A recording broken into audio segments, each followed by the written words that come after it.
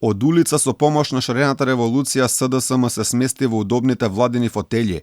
Ветуваа многу, очекувањата народот беа големи, но по тројца премиери едниот технички останаа само разочарувања. Рейтингот стопен и речиси е сигурно дека на следни избори заминуваат во опозиција. Од Заев преку привремениот Спасовски и сега со Ковачевски, никој од нив не ја испорача европската, богата и светла иднина. Наместо тоа, дојдоа 5 години во кои Македонија доби ново име, бугарска омраза, економско дно, пандемија која едва ја преживеавме и европски блокади. Сега се наоѓаме пред најнеизвестната зима од самостојноста, не знаеме дали ќе имаме струја и грејење, а цените на основните продукти за преживување стигнаа до плафон. Како започна растот и се поизвестниот пат на СДСМ од престолот на Илинданска. Стартот беше во 2016-та. Заев почна со објавување на така наречените бомби, кои предизвикаа старт на протестите на шарената револуција со главна цел доаѓање на СДСМ на власт.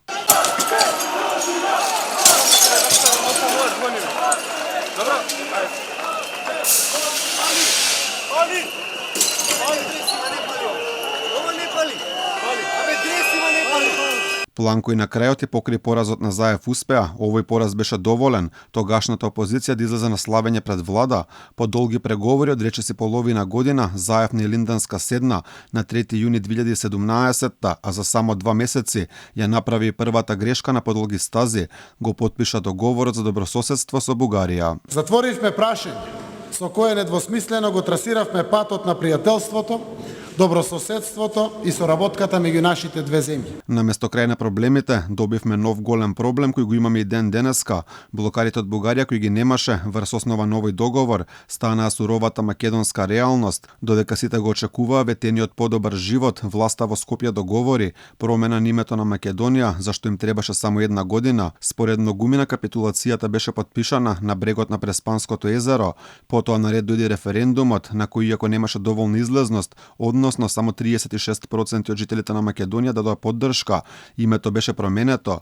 Од тоа добивме само членство во НАТО, но и голем број нереални ветувања. Членство во ЕУ за бесплатни здравствени услуги низ цела Европа.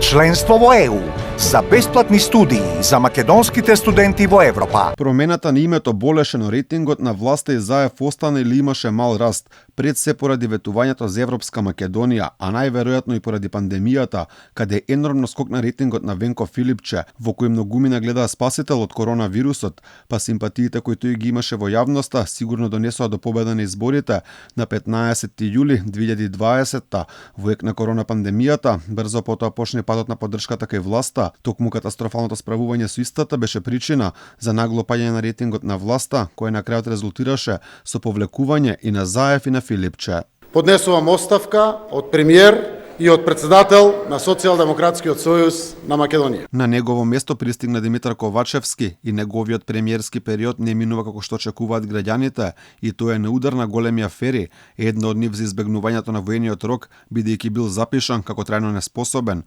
Голем удар за Ковачевски е економската состојба во државата. Граѓаните не знаат како да го преживеат месецот, основните продукти за прехрана се енормно поскапени, поскапа е струјата, поскапа и грејењето, поскапено е буквално се, а стагнираат платите. Резултат на неговата работа и прифаќањето на францускиот предлог, против кој голем број граѓани излегоа на улица да кажат не, а сега треба да видиме како ќе се справи со енергетската криза. Околу плановите за тоа луѓето не можат да слушнат нешто повеќе. На 15 октомври мора да има парно во државата. Како?